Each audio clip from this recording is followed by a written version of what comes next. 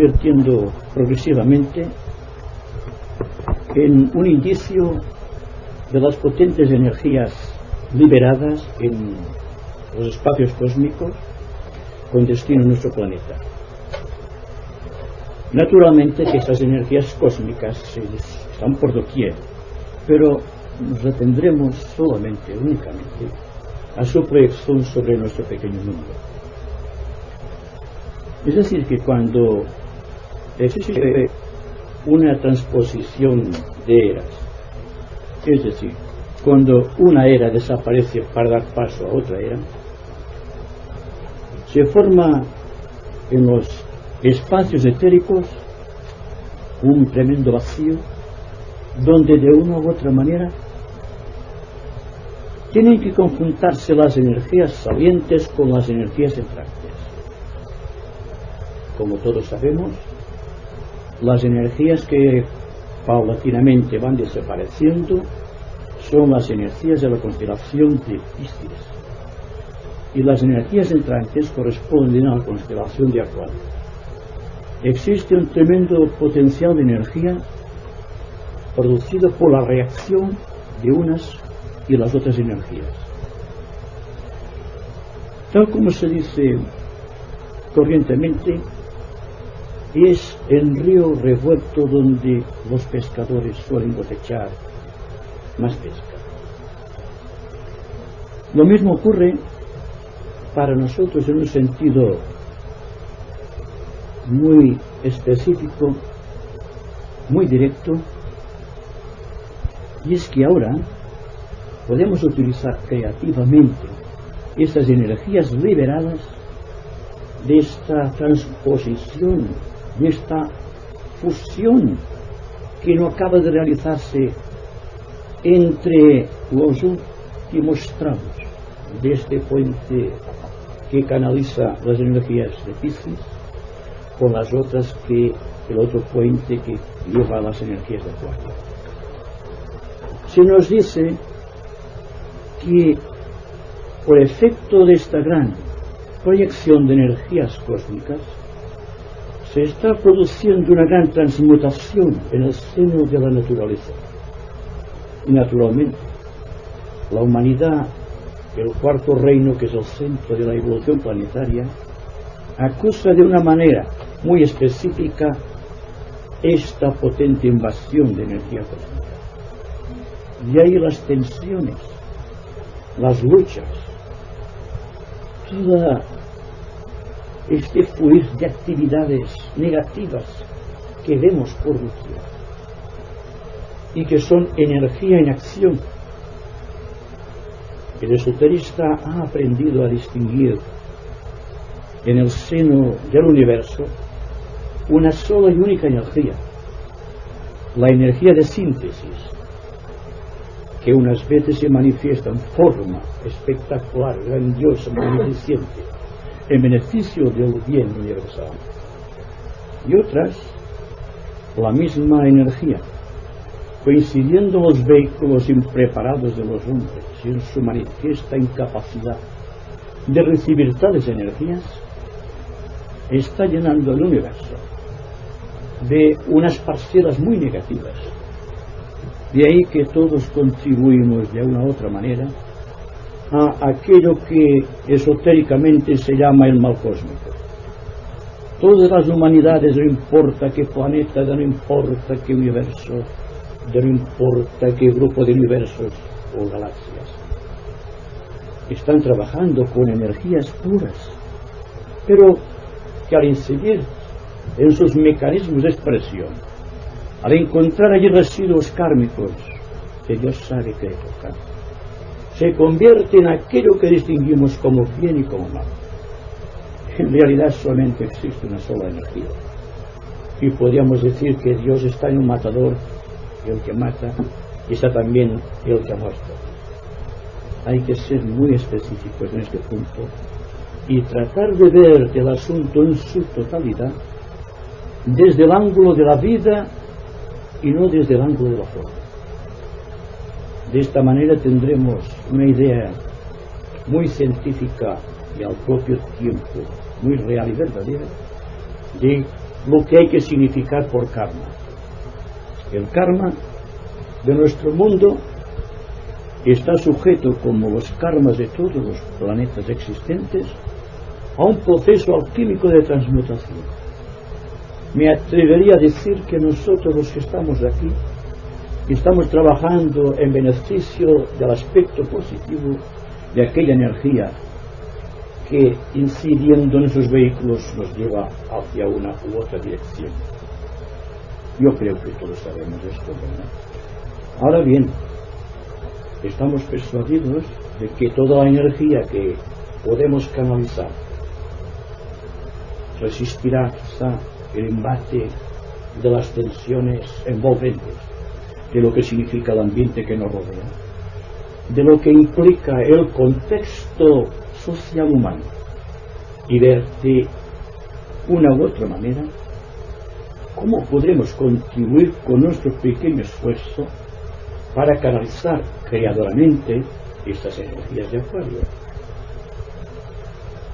Se nos habla de una estrella que es el centro de la propia constelación de Acuario, es decir, una estrella alrededor del cual toda la constelación de Acuario está girando.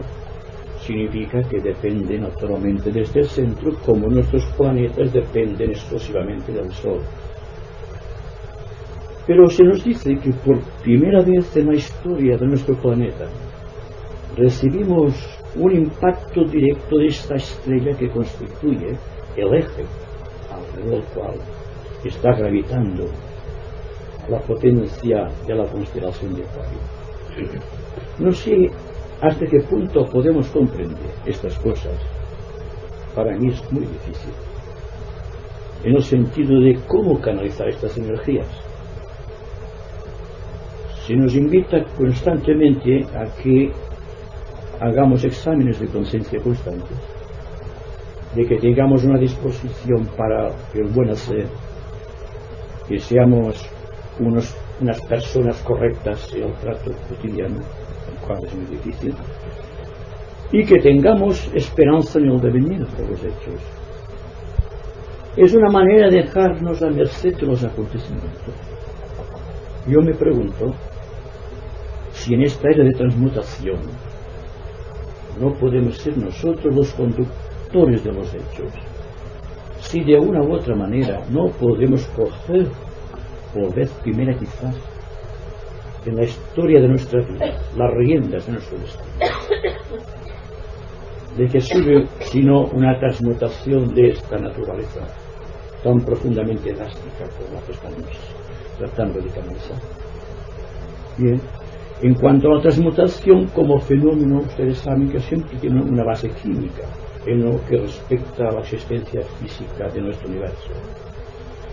Y hemos hablado también de la transmutación que se realiza en el corazón del hombre cuando trata realmente de sondear, a otear, a visorar, a introducirse en estas zonas más allá de la mente, más allá de todo cuanto conocemos, donde aparentemente existe una entidad gloriosa, quienes unos llaman Dios y otros llaman por la creación universal, la paz, la plenitud o cualquier otro nombre, lo cual tampoco dice gran cosa, porque lo que interesa es que la metamorfosis, por así decirlo, la transmutación, se efectúe de una manera realmente consciente hasta el punto de que podamos controlar estas energías, no solo en beneficio propio, sino en beneficio del ambiente circundante.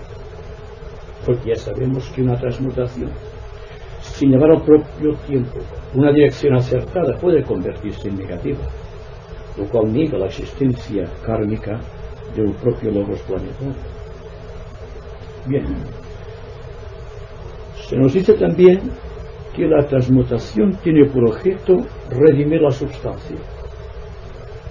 ¿Qué significa para nosotros, estudiantes de esoterismo, la frase redención de la substancia? Creo que fue Madame Blavatsky que decía que en toda substancia hay luz, que la sustancia siempre es el aspecto material de las cosas, es decir, lo concreto, lo objetivo, lo que podemos pensar y medir y conceptuar de una manera intelectual. Siendo así, lo que interesa mayormente es ser eficientes hasta un extremo o hasta un máximo del extremo al cual podamos llegar y continuar después con nuestras pesquisas y nuestras investigaciones y darse cuenta que transmutación tiene que ver radicalmente con nuestra actuación en la vida cotidiana, no en las meditaciones, no en las prácticas del yoga, no en cualquier cosa. Estos son pasajes dentro de la vida humana. Me refiero a la extensión completa de nuestra vida. Desde que nos levantamos hasta que nos acostamos tenemos un sinfín de hechos y acontecimientos que deben pasar por nuestra conciencia.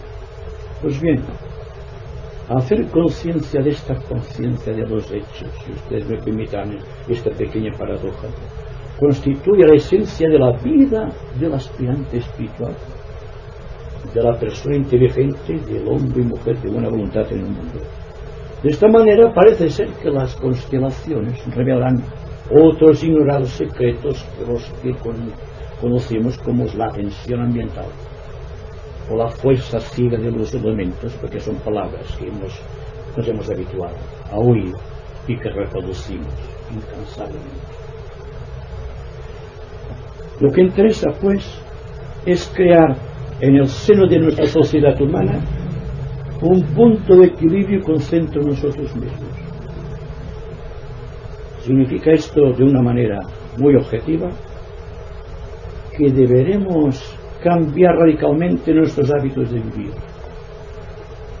que deberemos mirar las cosas con un nuevo tipo de visión, una visión muy desapegada naturalmente, una visión que por ser desapegada es influyente, lo cual significa definitivamente que tendremos que abrir nuestro corazón a la humanidad y no simplemente a la mente, porque la mente, repito, Madame Blavatsky, es en su expresión objetiva que la que conocemos la matadora de lo real, la que crea la gran herejía de la separatividad humana. Por lo tanto, no podemos canalizar estas energías de Acuario a través de la mente intelectual. La mente intelectual tiene naturalmente una gran función a desarrollar en la vida psicológica del ser humano, como luego vamos a considerarlo, sino que tiene además una parcela por descubrir, una zona ignorada que seguramente hemos presentido pero que tememos explorar, dentro de la cual existe la promesa de un mundo mejor y de una sociedad humana basada en las leyes del equilibrio. Si la transmutación tiene que llegar a un punto de síntesis, esta síntesis será realmente equilibrio. No puede ser de otra manera. No podemos negar lo que es la existencia organizada, no podemos negar las visiones intuitivas y no debemos negar la relación que existe entre estas grandes corrientes de energía cósmica con esas parcelas intuitivas y desligarlas de nuestra acción cotidiana. Bueno, dijimos también que siendo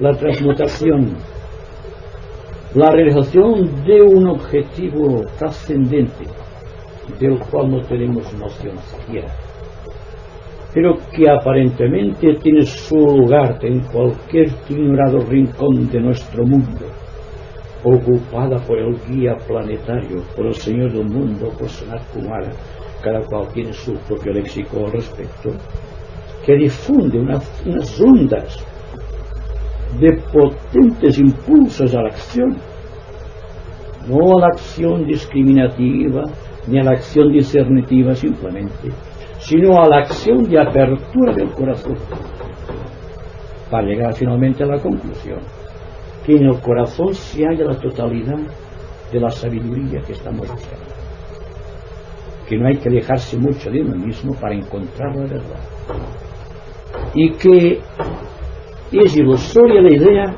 de que Dios se encuentra lejos, en cualquier ignorado rincón de nuestro mundo o allende nuestro mundo.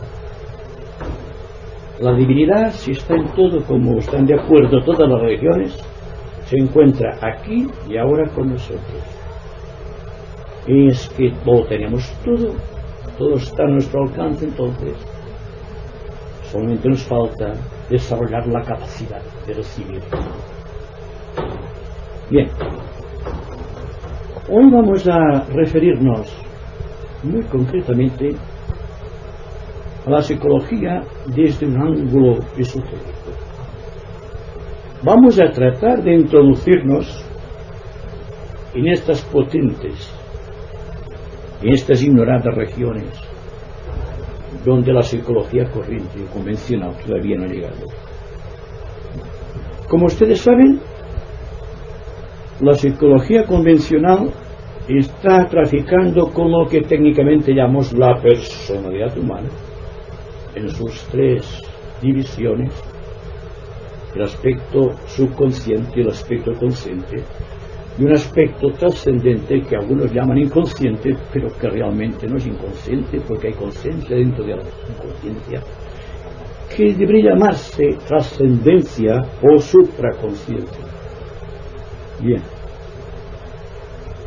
al hablar de psicología convencional, no negamos en absoluto el trabajo de los grandes psicólogos, algunos de ellos grandes discípulos de la jerarquía, que trabajaron en el sentido de darle al individuo una visión más concreta, más correcta de su vida interior, de su vida desconocida. Hay algo muy importante a considerar, y en eso está de acuerdo la psicología esotérica, en que todo el ejercicio del individuo se basa en memorias, en recuerdos, en imágenes trascendidas en el pasado, las cuales se han depositado de una manera misteriosa en cualquier remoto lugar de nosotros mismos. A este lugar remoto la ciencia psicológica convencional la denomina subconsciencia, o el inconsciente colectivo de la raza o del individuo. Y sobre esta estructura férrea, esta estructura creada por el paso del tiempo y por la capacidad de memorizar, se ha creado aquello que llamamos conciencia. Una conciencia que vive de los hechos del presente más el agregado de todos los actos del pasado que gravitan dentro de la conciencia en forma de recuerdo. Toda la potencia individual, todo el sentido de atracción hacia la acción correcta, debe pasar por estas zonas de conciencia que están matizadas por la subconsciencia. Y ustedes serán conscientes, por poco que analicen la cuestión, de que cuando están pensando, están reproduciendo retazos de recuerdos. No estamos pensando, en un sentido creador, en un sentido trascendente. Estamos utilizando la conciencia simplemente para crear un mundo que contrarreste lo que está constantemente pasando.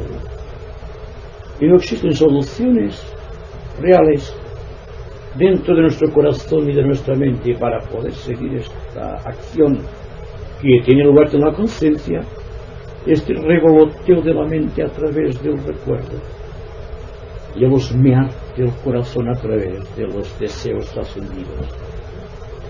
Y todas las enfermedades, casi sin distinción, que afectan a la humanidad, enfermedades físicas me refiero, están muy condicionadas por estos recuerdos inconscientes, por este inconsciente colectivo del cual dependemos. Y nuestra conciencia estructurada sobre una base de recuerdos está intentando surgir a la luz buscando una realidad. La diferencia que existe entre la psicología convencional y la psicología esotérica es que la psicología convencional nos habla de un mundo trascendido, de un mundo de pasado, y dice: hay que buscar la solución de tus problemas en el presente, buscando sus causas en el pasado, lo cual, a mi entender, es detener el curso del tiempo, porque estamos enfrentando un hecho vital, que es el presente, que no tiene paliativo, que no tiene sucedáneo, que está, por lo tanto, más allá de los recuerdos y de todas las elucubraciones mentales que hemos tenido, que hemos poseído a través del tiempo, ni tampoco no tiene nada que ver con los conocimientos adquiridos de tipo intelectual, porque el intelecto está constituido siempre, dense cuenta de esta realidad, por recuerdos. Y esto lo vemos en los sueños. Nuestros sueños no son sueños creadores, son sueños basados en el inconsciente colectivo, son sueños basados en recuerdos, son sueños basados en ideaciones intelectuales. No tienen creación y por lo tanto no podemos hablar de conciencia, es decir, autoconciencia, cuando nos referimos al mundo de los sueños, al mundo de nuestras determinaciones. Porque en la base de los sueños y en la base de las determinaciones se encuentra siempre el pasado. Este pasado que David, como una losa sobre la conciencia, impide reaccionar, la tiene encadenada, presa, dentro de algo que pasó, que por tanto fue trascendido y está bajo el umbral, o debería estar bajo el umbral de la conciencia. Entonces, la psicología trascendente, la psicología esotérica, tiene en cuenta todo el desarrollo evolutivo del conocimiento basado en todo cuanto nos legó la psicología convencional, y arrancamos de los mismos impulsos, de las mismas realidades, pero se explican causas y no se señalan simplemente efectos. Se trata de inspirar ideaciones intuitivas y no simplemente recuerdos subconscientes. Cuando establecemos la distinción dentro de la propia conciencia entre lo que es subconsciente y lo que es ultraconsciente o supraconsciente, es cuando empezamos realmente a vivir y a ser libres, a vivir más allá de la realidad. Es decir, que explica la psicología esotérica la razón de ser de todas las cosas. Y de la misma manera que el biólogo, por ejemplo, está hallando en el feto humano las características de todas las razas precedentes, incluidos los reinos vegetal y animal, dentro del contexto de lo que llamamos subconsciente, ve también allí donde erraron, allí donde fracasaron o allí donde triunfaron nuestras razas precedentes, y que por lo tanto no hay que negar a priori todo cuanto existe en la subconsciencia, sino saber elegir muy bien para nuestras finalidades de acción práctica aquello que es realmente una acción vital, una acción creadora.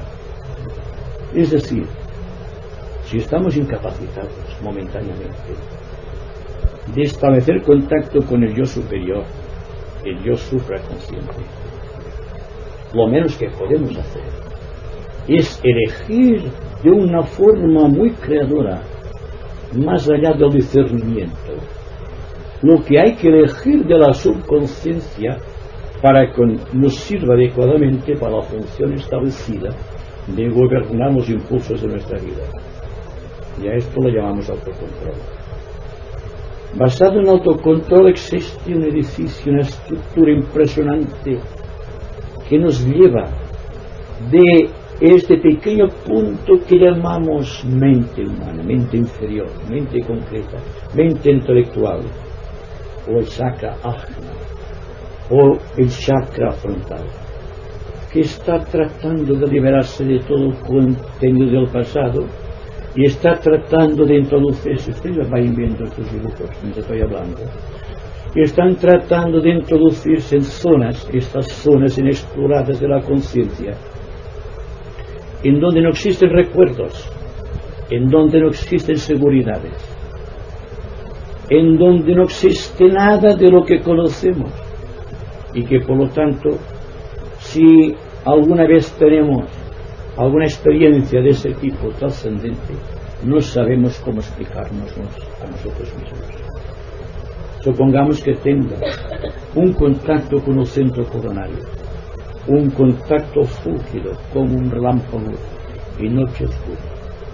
Me ha iluminado momentáneamente, pero después me ha sumido en la más negra oscuridad.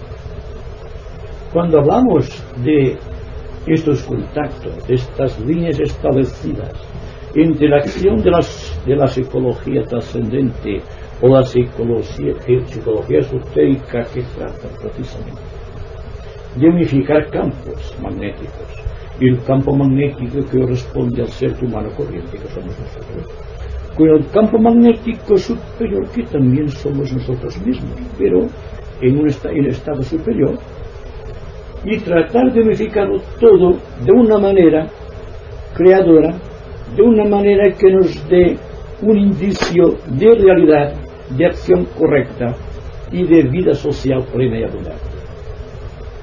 Todo este proceso, quizá se nos diga que son nuevas disciplinas, seguramente que todos son disciplinas, y voy a decirles algo más. El propio Señor del Universo se está ejercitando a través de autodisciplinas, está disciplinando su universo, está tratando de ser cada vez más consciente de su contexto universal. Y naturalmente, como debemos proceder esotéricamente por analogía, nosotros deberíamos hacer también como el Señor del Universo. También tendríamos que tratar de ser conscientes de todas y cada una de las parcelas de nuestro ser. Y entonces resaltarían aquellas expresiones desconocidas, para las cuales quizá no tengamos nombre, pero que todos hemos presentido. Por ejemplo, la paz. La paz, siquiera alguna vez en nuestra vida la hemos experimentado todos. Pues esta paz constituye un punto de apertura hacia lo eterno. Y no sé si nos hemos preguntado cómo hacer permanente esta paz, cómo mantener ese estado de equilibrio cuando nuestra razón humana, nuestra razón intelectual constantemente se está preguntando cosas, siempre se está interrogando acerca de todo cuanto ocurre. Y naturalmente, si sucede siempre como un relámpago en noche oscura, un momento realmente de paz y de plenitud, automáticamente la mente quiere observar aquello, ¿qué es lo que pasa? Y automáticamente aquello se esfuma. Y hay que abrir los ojos entonces muy ampliamente y tener la mente muy apercibida para poder captar el significado de aquel momento sin buscar una interrogante. Porque una interrogante, cuando hablamos de estas cosas trascendentes, es detenernos en lo presente. Y la pregunta es esta. Yo me la estoy haciendo constantemente. ¿Poder vivir sin preguntarme nada? Porque en tanto que esté preguntando, la naturaleza está obligada a dar una respuesta. Y si la naturaleza, que es libre, está en la obligación de dar una respuesta, yo voy contra la naturaleza en este caso, porque yo soy la propia naturaleza, yo soy mi propio ser, yo soy mi propio amo, yo soy mi propio Señor. Y es a mí entonces muy íntimamente que debo preguntarme, no hacia afuera, hacia adentro, pero sin una cosa concreta y definida. Simplemente estar muy observantes en aquel estado de plenitud, en aquel estado de paz. y ver si a través de la percepción sin interrogante puedo perpetuar al máximo esos estados. La finalidad de la psicología esotérica, no sé si se habrán dado cuenta a través de mis palabras, es perpetuar los momentos de plenitud. Significa que no habrá un esfuerzo, no habrá una reacción contra el ambiente, contra los demás seres humanos. Estaré simplemente tratando de buscar la verdad en cada uno de los momentos de mi vida y, a ser posible, hacer compartir de esta paz, de esta integridad y de esta verdad que hoy he captado a los demás seres humanos. Y esta parece ser una de las condiciones exigidas al investigador esotérico. Ningún conocimiento pertenece al investigador esotérico. Lo único que debe poseer el investigador esotérico es humildad, porque la humildad es la venida hacia esta paz a la cual me estoy refiriendo. Todo este proceso, naturalmente, no debe llevarnos a conclusiones muy concretas, por cuanto estamos hablando de algo que por su propia naturaleza es muy extraño. Pero el hábito de andar por caminos solitarios, la costumbre de pisar tierras desconocidas, de no vivir del amparo de lo que ya se ha dicho y se ha repetido, de dejar reposar la subconsciencia con sus recuerdos y con sus propias ideaciones, y pasar al estado neutro, puro, virginal, podríamos decir, dentro del cual existe esta paz y esta plenitud. Parece ser que es la finalidad del hombre y de la mujer inteligente de nuestros días. Es la única manera de canalizar creadoramente las energías que proceden de la constelación de Acuario. Y no vamos a discutir sobre las condiciones de Acuario y cómo actúa Acuario en la mente, en el corazón, en la conducta del ser humano. Vamos simplemente a decir que argumentarte es una cosa y vivir es otra. Hay personas que no argumentan sobre Acuario y están viviendo una vida acuariana. Y hay personas muy entendidas, personas sabias, doctas, que están hablando de Acuario con mucha propiedad. Siempre encontramos vertientes y siempre hallamos por doquier personas en todas las dimensiones posibles que nos pueden hablar creadoramente de una realidad. Unas porque la conocen por experiencia y otras porque la conocen por intuición, y una minoría que la va desarrollando intelectualmente. En todo caso, existe siempre una potencia en acción que debemos tratar de aprovechar. Aquí verán unas cuantas figuras para demostrarles a ustedes lo poco que ha sido estudiada la vida de lo más cercano a nosotros en un sentido creador. Cuando, por ejemplo, en nuestra niñez, cuando incluso en la adolescencia se nos ha presentado la opción, el misterio de la Trinidad, nos hemos quedado perplejos, no hemos sabido nada que decir, siendo la Trinidad la que rige nuestro contexto personal, nuestra personalidad psicológica y todas y cada una de nuestras expresiones. Por ejemplo, cuando hablamos de las tres figuras geométricas de base de nuestro universo, sobre las cuales se edifica la arquitectura suntuosa del universo, concretando las sabias palabras de Platón de que Dios geometriza, estamos viendo el desarrollo psicológico de la divinidad de nuestro mundo, una divinidad que se expresa a través de aquello que constituye o debería constituir una esencia de conocimiento, tal como es la religión.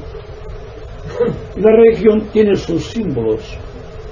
Yo he elegido unos símbolos cristianos porque están más cerca de nuestro corazón y de nuestra mente. Y cuando hablamos, por ejemplo, de las tres figuras geométricas de los tres reyes magos, preguntamos, ¿hay alguna relación? De momento, las figuras geométricas están en relación con la vida del universo, con la vida física, emocional y mental del propio lobo solar. Y ustedes dirán que soy muy atrevido en mis conceptos. Yo les diré simplemente que estoy utilizando la clave de la enunciar hermética y que por lo tanto igual es arriba que abajo, igual es abajo que arriba, y hablar de Dios es hablar del hombre, y hablar del hombre es hablar de Dios. Por lo tanto, las tres figuras geométricas tienen que ver no solo con la existencia personal de la divinidad a través del definido universo, sino también a través de dos universos más que tiene la necesidad kármica de manifestar. Y esotéricamente, cuando nos referimos a logos de nuestro sistema solar, decimos el primero, el segundo y el tercer universo, explicando la trayectoria magnífica de la evolución de esta entidad que tenemos físicamente en el Sol. Esta fuerza inmensa que nos habla de un primero, un segundo y tercer universo, nos habla de la personalidad del alma y del espíritu del lobo solar, manifestándose por ciclos. Según se nos dice, el círculo del cuadrado está trascendido, pertenece por tanto a la subconsciencia, a la cama de recuerdos de la divinidad, que nuestro universo actual se basa en la forma geométrica del triángulo equilátero, y que este triángulo equilátero debe verse reflejado en la existencia de toda cosa conocida, y que por lo tanto el hombre que nos da ajena esta fuerza también está revelando a través de lo que antes decíamos, de la conciencia de la subconsciencia y la supraconsciencia. Tenemos el cuadrado, el triángulo y el círculo. Tendremos también, dense cuenta que actuando por encima de los tres universos está la conciencia, que está utilizando cada universo para poder desarrollar su acción y para poder navegar a través de los espacios eternos.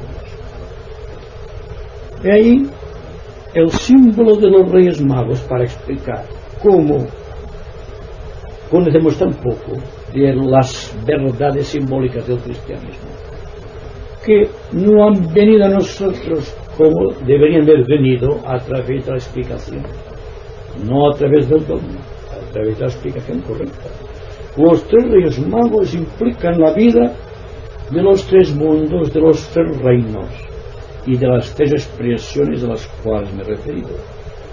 Simbólicamente cada rey lleva un símbolo. Ustedes lo saben porque han leído algo sobre la historia sagrada o la historia religiosa. Y teníamos, por ejemplo, que un rey da oro, otro incienso y otro mirra, que son los tres reinos de la naturaleza. Pero cuando los tres Reyes Magos van a adorar al niño recién nacido, lo que realmente está sucediendo es que los tres reinos de la naturaleza le ofrecen al reino humano la capacidad de expresión. Es como el niño Cristo es un símbolo universal, no simplemente histórico, y que por lo tanto todo cuanto ocurre en la vida de esta gran deidad planetaria que llamamos Cristo tiene forzosamente que reflejarse en el ser humano, porque todos somos iguales ante la propia ley, ante el propio Dios, y que por lo tanto solamente es cuestión de tiempo y de inmensidad de percepciones, pero nunca de esencia. Somos esencia de dioses, y lo que ocurre es que debemos demostrarlo y no hacerlo. Esta es la realidad. Entonces, dense cuenta que la progresión de este tres misterioso, esta trinidad misteriosa, a través de los Reyes Magos, también se encuentra en este gran misterio de la transfiguración, cuando en el monte Tabor de la conciencia está Cristo iluminado con sus tres discípulos dormidos abajo, que no han podido resistir la tensión creadora proveniente de los espacios cósmicos y que se manifiesta en Cristo como luz, la luz dentro de la luz, como técnicamente se dice. Pero ¿qué ocurre? Esos son pasos en la vida histórica de Cristo, pero yo diría que son más bien pasos dentro de su vida inmortal de adepto. Y es que existe también las tres cruces del Calvario. El Calvario es la muerte de todo aquello, definitivamente para el gran iniciado Cristo, Gaspar, Melchor y Baltasar, los tres reinos o los tres cuerpos, la mente, el cuerpo emocional y el cuerpo físico ya prácticamente han desaparecido, no tiene ya necesidad de ellos. Es decir, que en el Calvario no muere simplemente el cuerpo de Jesús, sino que muere la atracción magnética de todos los cuerpos y de todos los reinos sobre la vida del iniciado, y continúa avanzando, progresando. Dense cuenta también de algo misterioso que nos ha ocurrido hasta ahora, y es que las tres cruces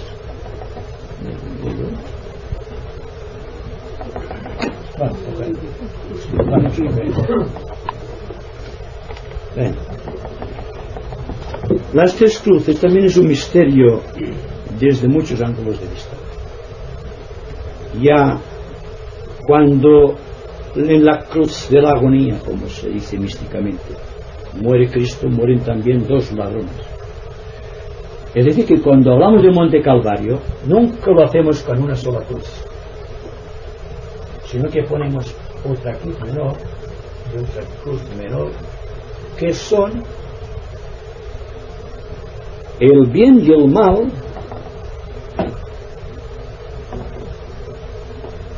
sobre el cual Cristo ya está ajeno, está más allá del bien y del mal, está en el perfecto equilibrio de la cruz.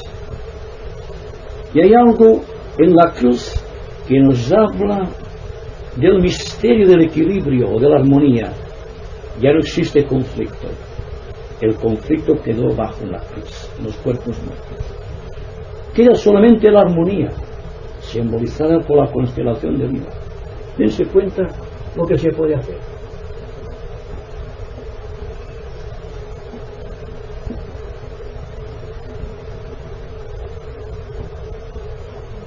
El símbolo de Libra es el símbolo correcto de la transfiguración llevada a la resurrección. Estamos viviendo unas etapas trascendentes y esos símbolos nos ayudan a penetrar el misterio de las edades. Pero también hay otra cosa muy importante, es que también la cruz, las tres cruces, son la revelación de Ida y Pingala a través del canal Susuma. Y aquí arriba existe siempre la divinidad, gobernando el proceso de la ascensión de un fuego de Kundalini. Entonces, cuando hablamos de la Trinidad, y hablamos esotéricamente de la Trinidad, nos referimos a algo que escapa a lo que la historia de Cristo se nos ha enseñado en la religión católica apostólica. Estamos tratando de vivir la psicología que nace dentro de la simbología cristiana en su esencia, que habla de verdades reales y no de conocimientos teológicos. Y ahí hay también un punto de atención. Hay lo que llamamos el razonamiento intelectual y el razonamiento moral. Me pregunto si podemos llegar a este punto de equilibrio, porque si hay un equilibrio, automáticamente tendremos como consecuencia esta armonía que está más allá del conflicto. En tanto existe la lucha del hombre con sus cuerpos, existirá naturalmente siempre esta fuerza de desarmonía que está alterando el contexto psicológico del ser humano. Y por lo tanto, no hay razón alguna para detenerlo en las elucubraciones acerca de hechos que pueden ser realmente verdades, sino que hay que darle la verdad a su propia esencia y tratar de verla a través de una mente muy libre, muy desahogada, y a través de un corazón muy sereno y omniabarcante. Entonces, cuando hablamos también de las cruces, también podemos decir, hablamos de la Trinidad actualmente, hablamos del Padre, del Hijo y del Espíritu Santo, hablamos de todo lo que significa la vida psicológica del ser humano a través de la mente, a través de su cuerpo emocional y a través de su cuerpo físico. Y hablamos también del aspecto mental trascendente, del aspecto mental consciente y del aspecto mental subconsciente. Y aquí creo que tiene que nombrarlo por aquí. Así será así. Pues entonces, dense cuenta que también hay algo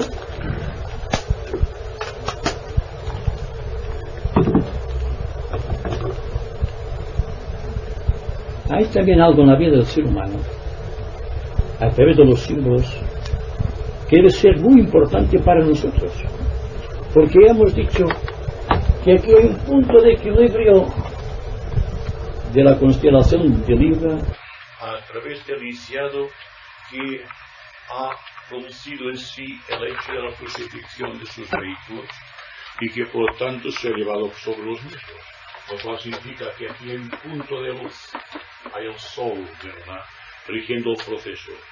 Es la armonía, conflicto quedó abajo, ya no existe para el iniciado ninguna conmoción de tipo emocional ni de tipo mental. Entonces también hay que decir que el pasado y el futuro que están dentro de esta línea del presente. ¿Se dan cuenta ahora por qué Krishnamurti nos habla siempre de vivir en el presente? De vivir de instante en instante, de liberarse del tiempo, de efectuar el vacío creador. Krishnamurti entonces se ha situado, al menos en sus comentarios, sobre este punto donde existe una plenitud que está más allá de la ilusión de las palabras y de la mente, y que por lo tanto tiene una importancia capital en la vida psicológica de los hombres de nuestros días, y muy particularmente de nosotros que venimos asiduamente a esas conversaciones esotéricas. Lo que interesa fundamentalmente es que veamos la relación y que tratemos de vivir en forma de síntesis, de vivir siempre de acuerdo con la ley, sabiendo que la ley está escrita en nuestro corazón y que por lo tanto hay que detenerse de vez en cuando a observar el corazón, a ver qué sabiduría infusa encontramos allí para poder llegar un día a efectuar este gran equilibrio que nace de la extinción de las cruces en Monte Calvario.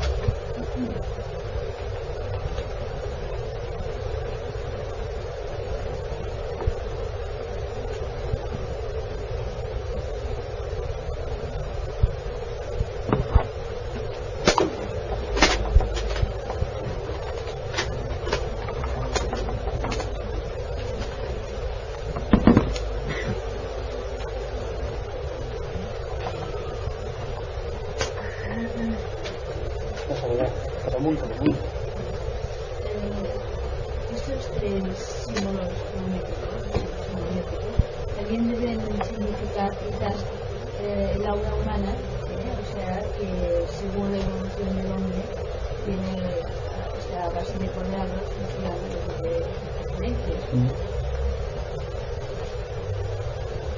Entonces, en esta figura de los tres reyes magos también quizás esta ofrenda, ¿no?, de esta evolución en el ser humano. Sí, precisamente si tuviésemos la visión clarividente mental, no simplemente la clarividencia astral, veríamos que en el aura etérica del individuo, en realidad es una red envolvente, está llena de figuras geométricas. Una red siempre está construida por figuras geométricas. Las principales, las que están vigentes para el ser humano, son estas. Son la forma geométrica del cuadrado y la forma geométrica del triángulo y del círculo. Las personas de constitución muy corriente, suelen tener en su aura etérica formas de cuadrados. Es decir, que observados a través de la clarividencia mental se ve esta forma. A medida que avanza el individuo, es como si el logos avanzara hacia otro universo. La constitución del aura etérica del individuo se va diversificando. Entonces, el cuadrado tiende a crear 4 triángulos. Al primer tiempo solamente son líneas de fuerza hasta que finalmente se convierten en una red que se escapa del cuadrado. Así que en la persona y en el aspirante espiritual se ven parcelas en las cuales domina el cuadrado y en otras domina el triángulo. En una persona muy evolucionada, el aura etérica contiene únicamente triángulos. La triangulación se verifica siempre a través de triángulos. Es decir, no existen cuadrados. Ha desaparecido esta figura. Y eso tiene que ver con la recepción de las energías. Porque tal como hablamos anteriormente, de las energías que proceden de la constelación de Acuario, se encuentra un aura de cuadrados es rechazada violentamente. En tanto que cuando existe un triángulo equilátero perfecto, a través de sus vértices puede penetrar la energía en el interior del individuo. Y cuando vemos, yo nunca he visto el aura de un maestro todavía, el aura del maestro en su esplendor, veremos que todos su aura etérica son círculos perfectos, de todos los colores. Mejor dicho, son esferas, porque estamos hablando en el sentido de plano. Y cuando estamos en cierto grado de integración y poseemos la visión clarividente mental, vemos las cosas siempre bajo una cuarta dimensión que al proyectarse en el cerebro se manifiesta en forma de volúmenes de distintos colores. Pero lo interesante es saber que todo cuanto se está realizando está línea de transmutación que va del entrecejo hacia el coronario, o que va del cardíaco laringe buscando también el coronario, es la lucha que existe entre los cuadrados para convertirse en triángulo, es decir, la lucha que tiene el ser humano para pasar del estado de conflicto al estado de armonía. Porque la armonía a través del conflicto no es otra cosa que el cuadrado pasando al círculo a través del triángulo. Esta es la definición de la armonía a través del conflicto. Y estamos verificando una serie de relaciones analógicas para que ustedes tengan una idea muy clara de la situación. Pero es tal como decía la señora, esto es muy interesante porque todos tenemos una aura que es una red etérica compuesta bien de cuadrados, de triángulos y de círculos.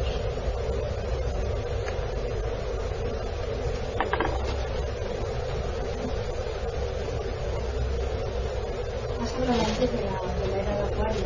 A mí me gustaría que ampliaras un poco más. ¿Qué características tiene la persona o tiene que tener para vivir o intentar vivir esa era? Bueno, yo diría que es repetir, en cierta manera, lo que hemos dicho. Vivir plenamente en la era de Acuario es vivir de una manera tan simple, tan sencilla, tan sin complicaciones, que las energías que provienen de la constelación nos muestren por ellas mismas lo que son. Porque naturalmente yo puedo decir, por ejemplo, las energías de Acuario son de esta y esta manera. Es como si dijera un hambriento, mira aquí qué comida tengo aquí, y empezar a comerlo. La otra persona dijera, pues no me enseña nada esto. Lo interesante es que la persona experimente esas energías, que busque las relaciones y las reacciones que suscitan dentro de su complejo campo psicológico. se dará cuenta de que existe en cada una de las parcelas afectadas un punto de conciencia nuevo que hay que tratar de experimentar completamente, profundamente, para surgir entonces al exterior en forma de plenitud, en forma de no reacción, en forma de inofensividad. Porque si estuviésemos en un plan de inofensividad completa, no solamente nosotros, sino una gran parte de la humanidad, no había lugar a las agresiones físicas ni morales que se están produciendo por doquier. No en España, todo el mundo está pasando esto. No somos agraciados por esta lotería, es todo el mundo que está pasando por esta cosa. Y puede ser muy bien que en estas épocas de traspaso de eras, de esta polarización de las energías hacia el otras, existan puntos conflictivos que debemos analizar. Entonces, analizando los puntos de tensión que surgirán como efecto de los impactos de la energía de Acuario, nos dará una razón muy convincente, casi intelectualmente, de cómo podemos surgir triunfantes de estas cosas. Y más que analizar la energía en sí, la exteriorizaremos, lo cual es mucho más importante.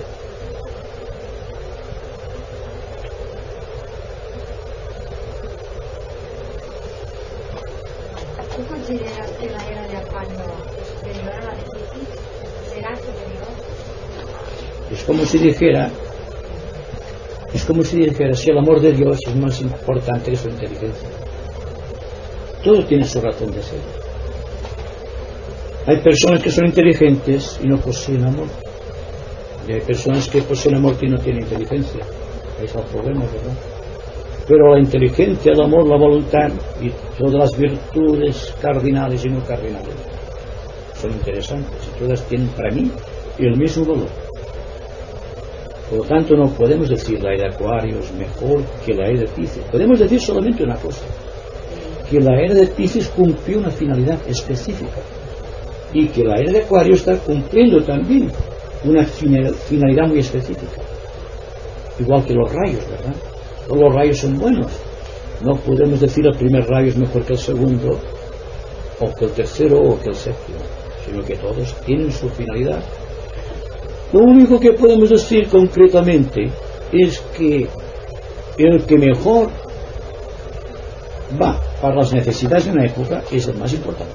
Eso sí, es lógico, ¿verdad?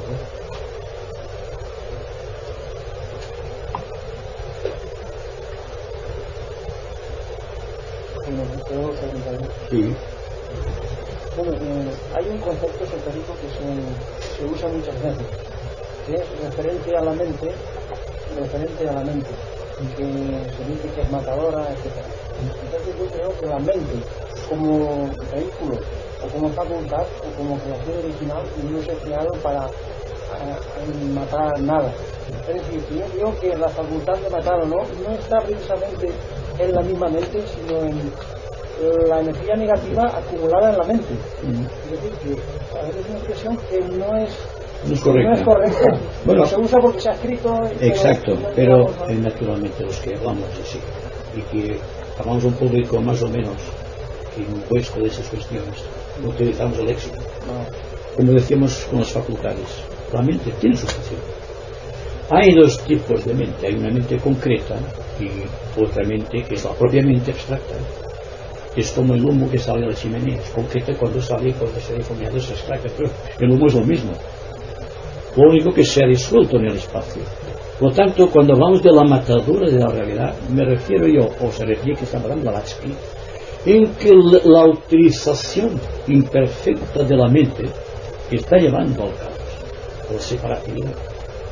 Es decir, que no es que la mente sea en sí la matadora, sino un aspecto definido de la mente.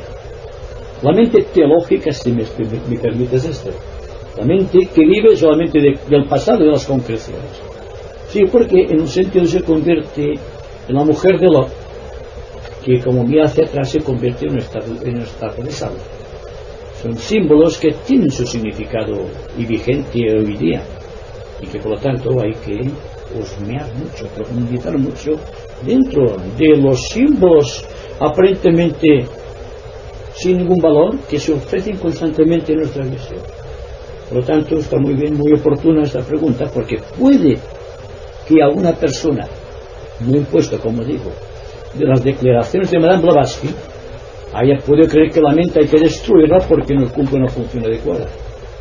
Me refiero que es la forma como la mente es conducida, cómo es utilizada, que se convierte en un vehículo de separatividad.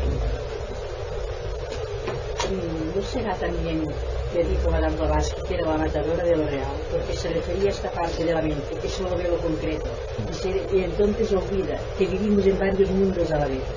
Y entonces la mente mata lo real, que es aquella la realidad, no esta a la que vivimos físicamente.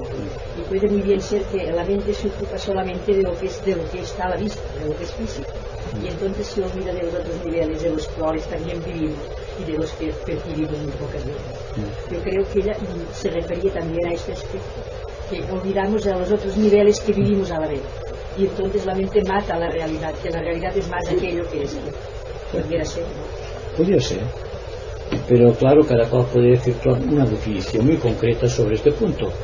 A mí me parece que la realidad, lo que decía Mario, es una cosa muy importante, y es que cuando la mente se orienta hacia el pasado, estando en lo presente, y no deja que circule la vida con normalidad, está siendo un obstáculo para la evolución del ser humano. Y será en ese sentido que Madame Blavatsky utilizaría el término la mente. Quizá tendría que haber dicho la mente intelectual, rebosante de conocimientos y creído de conocimientos, ha creado una esfera tan potente que impide percibir la verdad intuitiva. Esto podría ser muy bien. También puede ser, yo creo que es así, que no solo son conocimientos, sino la persona que vive de las tradiciones del pasado. Y cuando se le presenta un problema nuevo, y ahora estamos enfrentando problemas nuevos precisamente porque estamos bajo la acción de energías cósmicas de gran categoría espiritual, y que por lo tanto las situaciones serán tan distintas del año pasado que forzosamente tendremos que cambiar, y si no cambiamos fatalmente caeremos bajo el yugo de los recuerdos de las tradiciones. Entonces sufriremos, porque entonces estaremos otra vez dentro del conflicto originado por el rayo que corresponde al cuarto reino, que es la humanidad, y que es el cuarto rayo. Este rayo que es de armonía a través de un conflicto. Mientras llegue el conflicto, la armonía no la poseerá el ser humano. De una u otra manera tiene que buscar con verdadera intención un punto de síntesis en el cual exista una demarcación bien impuesta de lo que es equilibrio y armonía y lo que es conflicto, y apartarse del conflicto y entregarse de lleno a la vida de armonía. Entonces la mente figurativa, como la conocemos, quizá tenga una tridimensionalidad, no sea la que conocemos, sea algo desconocido, no sea como ahora, como una serie de heridas dentro de la conciencia o de recuerdos trascendidos, sino que se convertirá en algo no espectacular, pero tan sencillo, que nos puede traer la paz y la plenitud. Y si poseemos esto, el comentario mental, el discurso mental y el conocimiento en sí no nos dirá gran cosa, solamente será un apoyo para cuando tengamos que expresar la virtualidad de cada estado. Cuando la Biblia se refiere a la gran bandera, ¿es posible que sea una forma también de nombrar la parte negativa de la mente? Es posible. No solo leer la Biblia, en estas condiciones no puedo opinar sobre lo que significa, pero puede ser. Podría ser esto. Porque desde luego existe una acumulación y no son cosas de reír, porque una ramera, en ese punto, una persona que vive el fruto de su cuerpo tendrá una aura etérica tan llena de cuadrados que difícilmente la verdad Dios puede manifestarse. Es muy difícil para una persona en esas condiciones. Es una lástima, porque Dios está en todos nosotros. Por lo tanto, puede ser que esté con significado. ¿Quién sabe?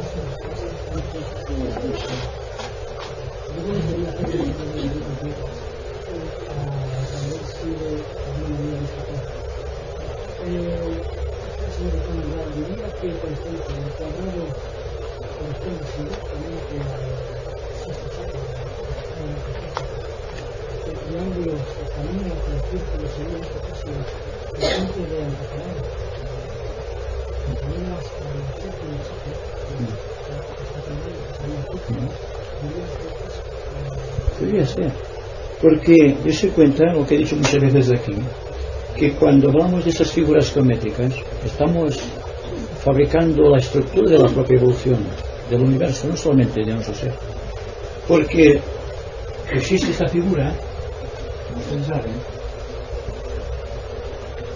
y esto tengo interés en remarcarlo, que si a un niño inocente se le pregunta, se le dice haz una casa, nos dará un cuadrado y enseguidamente nos pondrá un triángulo, de forma mal hecho, con la forma mal hecho, y entonces seguramente que a un lado o otro pondrá un círculo. Luego la verdad existe en esencia dentro del ser humano.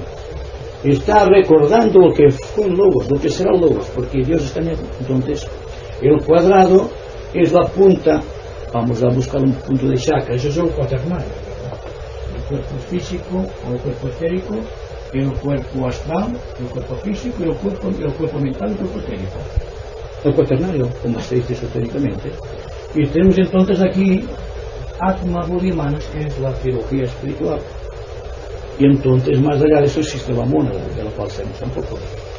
Entonces todo ese trabajo de ascender, por ejemplo, de los centros hacia arriba, es llenar nuestra obra de imágenes o pictóricas, o bien de formas geométricas cada vez más parecidas a las que utiliza el iniciado. Vamos pasando del cuaternario al triángulo y de aquí al círculo, o del hexaedro cubo, de la pirámide de 4 puntas o de 4 lados a la esfera. Es decir, que esto puede ser siempre discutido una cosa, ¿verdad? Es decir, que eso sería así, porque nosotros vemos la cosa solamente en una proyección, que aquí sería en la esfera, ya no sería simplemente el círculo. Es decir, que todo lo que ha dicho usted está en relación con todo cuanto hemos dicho.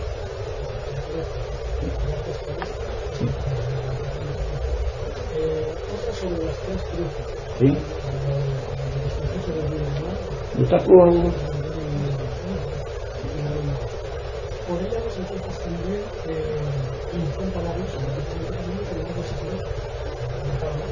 Sí. Plenamente. Todo está relacionado porque la ley de analogía está rigiendo un cosmos.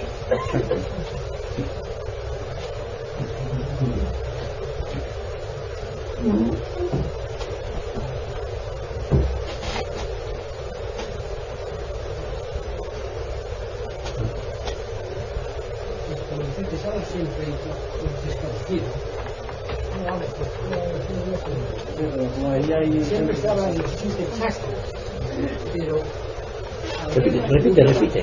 repite por los que hay dentro. el digo que se habla siempre, y eso de todos nosotros mismos decimos, que hay siempre chasco, pero en parte no hay encima de presencia, encima de los conflictos, ese conflicto que va de luz, ese es el tal chasco, el punto de energía, con la chispa divina que está. Sí, exacto. Esto puede significar del chakra coronario, esa casa rara, ¿verdad? Puede significar que está más allá de la concepción humana del presente, porque nosotros estamos yendo del centro ajna al centro coronario en las meditaciones y en toda la búsqueda espiritual, pero no nos damos cuenta quizá que al mismo tiempo que avanzamos hacia el centro coronario, el corazón avanza también hacia el centro coronario. Se crea un triángulo de energía que es el que tratamos de visualizar o de crear en el cuerpo etérico. Pero esto es una imagen que se cuenta muy pictórica, una imagen que pertenece quizá a la sexta dimensión del espacio y que tenemos que reflejarlo en una segunda dimensión, en un plano específico. Por tanto, es muy difícil de decir esto es esto, pero la imagen sirve porque encima de los tres Reyes Magos hay siempre el niño. Y los discípulos dormidos en el tabor también está el Cristo. Y en el Calvario también, mientras muere Jesús y dice todo se ha consumado, entonces surge una voz que dice todo se ha consumado. Es la voz del Espíritu o de la mónada que se lleva al Cristo a sus regiones hispánicas, por así decirlo.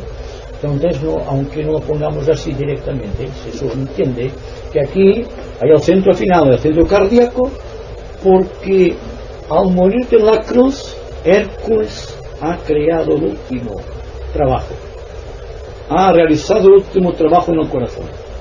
Por lo tanto, es un iniciado. Siendo iniciado, ya no le corresponde la vida de intermedio del alma y de la personalidad, sino que está por encima de todo. Es la mónada expresada a través de cualquier forma. Además, con la suficiente fuerza creadora para poder crearse en los sucesivos sus cuerpos a voluntad, los que precisen.